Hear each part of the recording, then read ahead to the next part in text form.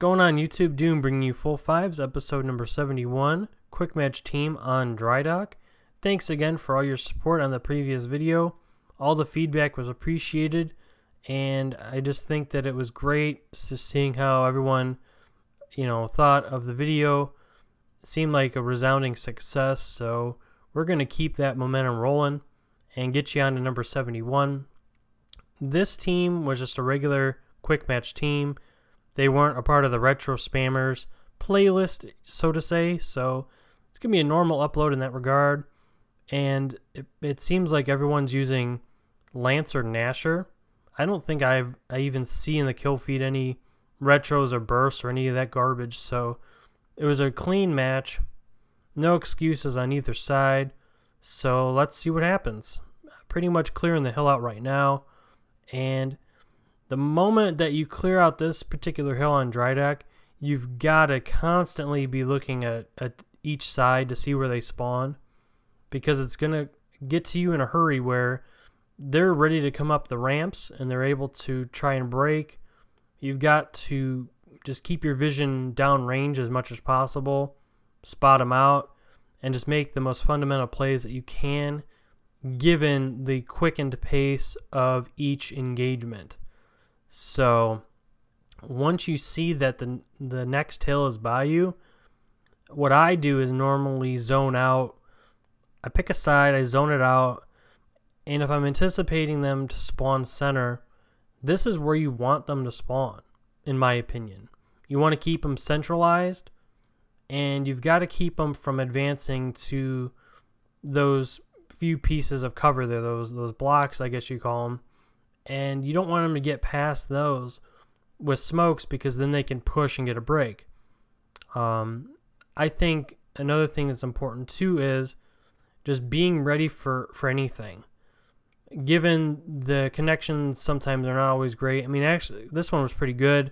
So even with a good connection, people can fly right in and get breaks like nothing. So you've got to be aware of that and just make your plays, one-on-one individual plays, and try to be as clutch as you can. These are the types of scenarios that actually I do very well in, being in situations where I have to defend the hill and be on my guard. That's something that usually I don't mess up on too much. And what I'm trying to do now is gauge where the next hill is going to be. From experience, I mean, I guess it could go anywhere, around the board still, but it's most likely going to be in that back corner with the blue boxes. That is the next rotation that is more probable. So that would be one that, as a player, I would recommend you anticipate there first, because even if it's not there, say that you guess wrong, right? That you would think that it's here, but it's not. If it's straight across, you still have line of sight on the hill straight across from you. The only time you get burned is when it's on the opposite side. On the opposite side of Torque Bow, kind of on their side to the left there, left corner from where you are now, or what they call Tiki Spawn, which is left of mortar, directly down the stairs there. So pretty much right now, I was surprised that this is as big of a differential as it was. Now that I'm looking back on it, I'm on a 10 gun streak, and we're just destroying them. I mean, there's really just no contest right now in this matchup. So it's just me and Tickle, and then I'll confirm that with a quick look here on the menu. We have a team of 5, 3 versus 3 randoms and a team of 2, which is me and Tickle Parts. I start off to a pretty good start.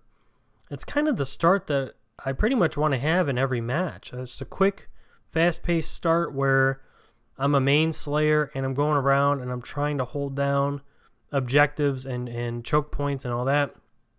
Right here, I just have played against so many full 5s that I know exactly the tendency for them to overplay that particular zone. We were pitted against some of the best ranked full fives, where they beat even me to their side and their spot like every time. So I'm just so used to not being the first one there that I actually zone it out and I let them make the first move, and then I go for any little type of any bit of chance where I can get damage on them. You might not get the kill right away, but you can definitely damage them up. So that's kind of what got me to overplay that side, which is very important to hold, because then if you keep them out of that back spawn, they're going to be in a predictable spawn setting of either on your left or on your right. I think that they spawn here now, actually, so I'm going to get the heck out of there and hold this spawn. Well, I don't know if it's actually holding it per se, but that's what I'm trying to go for, so that at least that they're not spawning by the blue boxes over here, that they're going to instead spawn where my teammates are already looking at, which they seem to have been ready for. I would say I don't want them spawning at sniper, but it just so happened that the hill's not going to be at sniper, so we're able to just continue to slay them out. And now you can go for your next play, which will be towards the back left corner. And now I'm going to keep my vision on this whole hill, and literally, since I have no Lancer ammo left, I'm constantly thinking of ways to slay anyone that's trying to be a reinforcement. And unfortunately, I believe that was connection, because that was a very weird shotgun 1v1. The guy runs past me, and usually that's punishable with you getting a clean one-shot on him, but in some cases, depending on the hit detection and all that, you're in for a long day. And it's a good thing that was the only death like it in this match. I probably would have been pretty pissed, but it was just one, so it's all right. Now they're at mortar and rotating to another hill. I guess I don't blame them, but the correct play would be to send someone to get a break, sneak a break, and save like 20 seconds off the hill, and then rotate out. But we're pretty much happy with the results. I'm going to keep fighting, keep grinding away.